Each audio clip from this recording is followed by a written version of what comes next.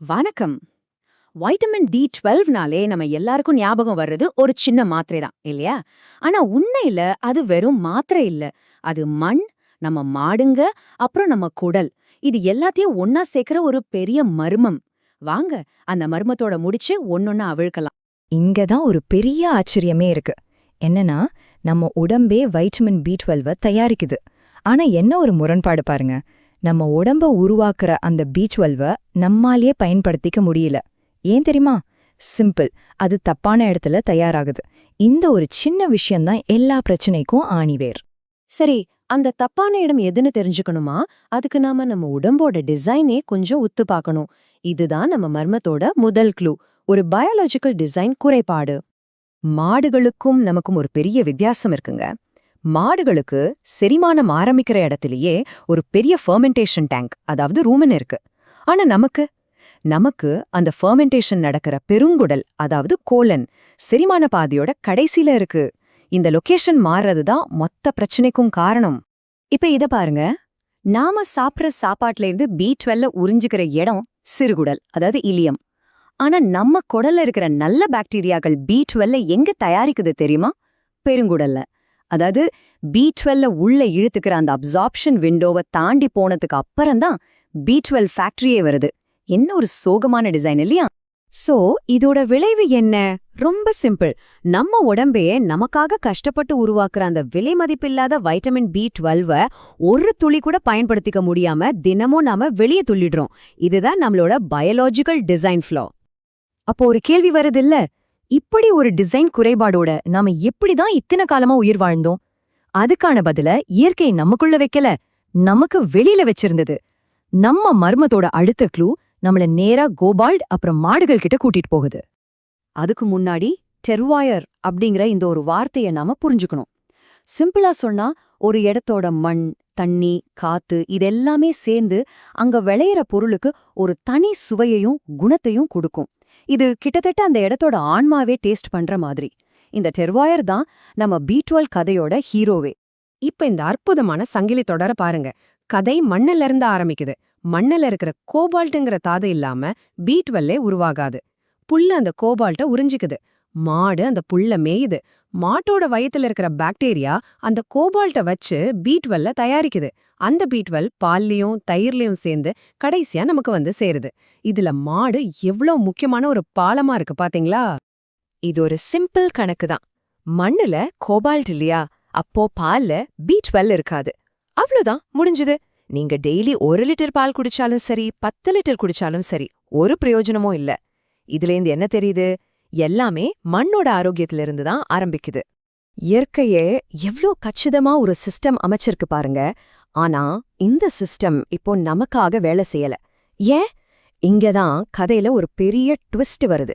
இந்த அழகான சங்கிலி இப்போ உடைஞ்சு போயிருக்கு. எது உடைச்சது? அந்த சங்கிலி உடையறதுக்கு ரெண்டு முக்கியமான காரணம் இருக்கு. ஒன்னு, நம்ம விவசாய நிலங்கள்ல இருக்கிற மண், கோபால்ட் மாதிரியான முக்கியமான தாதுகளை எல்லாம் இழந்துடுச்சு. அதாவது மண் மலடாயிடுச்சு. ரெண்டாவது, பாலை பதப்படுத்துறோம்னு சொல்லி நம்ம பயன்படுத்துற நவீன முறைகள் அந்த பி12 உருவாக்குற முக்கியமான காட்டு பாக்டீரியாக்களை மொத்தமா காலி பண்ணிடுது. குறிப்பா நாம இழந்த ஒரு முக்கியமான பாக்டீரியா இதுதான்.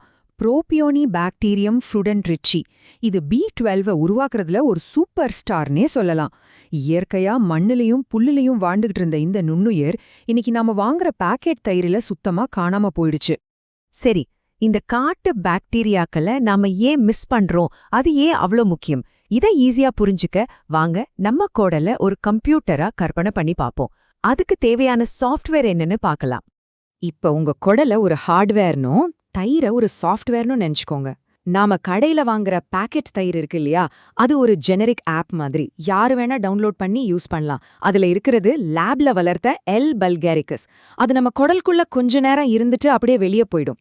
ஆனா நம்ம நாட்டு தயிர், அது ஒரு கஸ்டம் சாஃப்ட்வேர். உங்க பகுதியோட மண், தண்ணிக்கேத்த மாதிரி பிரத்யேகமா டிசைன் பண்ணுது. அதுல இருக்கிறது எல் ஃபெர்மெண்டம் மாதிரி காட்டு பாக்டீரியாக்கள். அது நம்ம குடலோட உள்ளூர் மொழிய பேசும், அங்கேயே தங்கி நமக்காக வேலை செய்யும். இந்த கஸ்டம் சாஃப்ட்வேரோட சோர்ஸ் கோட் தான் உரை. நம்ம ஊர்ல உரை ஊத்துறோம்னு சொல்றோம்ல, அதுதான். உரங்கிறது சும்மா பாக்டீரியா மட்டும் கிடையாது. அது ஒரு பயாலஜிக்கல் மெமரி பேங்க். அந்த பகுதியோட தண்ணி எப்படிப்பட்டது, மாடு என்ன மாதிரி தீவனம் சாப்பிட்டுச்சு, அங்க வெயில் எப்படி, காத்து எப்படி, இந்த எல்லா தகவல்களையும் தலைமுறையா அது சேமிச்சு வச்சிருக்கு. இந்த கஸ்டம் சாஃப்ட்வேர் இடத்துக்கு இடம் எப்படி மாறுதுன்னு பார்க்கறதுக்கு ரொம்ப சுவாரஸ்யமா இருக்கும். வாங்க, தமிழ்நாட்டுல இருக்கிற நதிப்படுகைகள் வழியா ஒரு மைக்ரோபியல் டூர் போயிட்டு வரலாம். நம்ம முதல் ஸ்டாப் தாமிரபரணி படுகை. இங்க கிடைக்கிற தயிர்ல ஒரு தனித்துவமான இனிப்பு சுவை இருக்கும். அதுக்கு காரணம் பொதிகை மலையிலிருந்து வர்ற மூலிகை குணம் கொண்ட தண்ணியும் தாமிரம் நிறைஞ்ச மண்ணும் தான். இங்க இருக்கிற பாக்டீரியாக்கள் இந்த தாதுக்கள் நிறைஞ்ச தண்ணிக்கு ஏத்த மாதிரி தங்களை அப்டேட் பண்ணிக்கிட்டே இருக்கு. அடுத்து நாம போறது காவேரி டெல்டாவுக்கு. அங்க இருக்கிற மாடுங்க பெரும்பாலும் வைக்கோல் தான் சாப்பிடும். அதனால அங்க கிடைக்கிற தயிர்ல இருக்கிற பாக்டீரியாக்கள் தாவர நார்களை செரிக்கிறதுல எக்ஸ்பர்ட்ஸா இருக்கும்.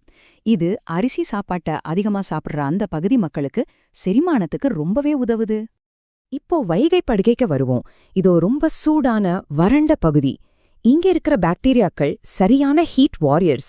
வெப்பத்தை தாங்கிக்கிட்டு ரொம்ப வேகமா பால் புளிக்க வச்சிடும். எதுக்குன்னா வெயில் காலத்துல உணவு சீக்கிரம் கெட்டுப்போகாம இருக்க இது இயற்கையோட ஒரு பாதுகாப்பு ஏற்பாடு. இது கிட்டத்தட்ட ஒரு ஃபிளாஷ் ஃபெர்மெண்டர் மாதிரி வேலை செய்யுது.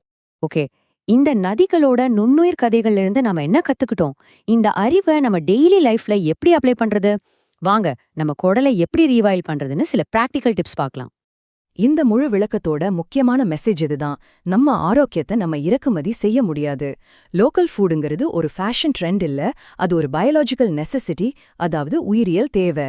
மதுரையில வாழ்ற உங்க குடலுக்கு சுவிட்சர்லாண்ட்லேருந்து வர்ற தயிரோட மொழியை விட வைகையாத்தோட பாக்டீரியாவோட மொழி தான் நல்லா புரியும். அப்போ நம்ம குடலை எப்படி அதோட பழைய இயற்கை நிலைக்கு கொண்டு வரது?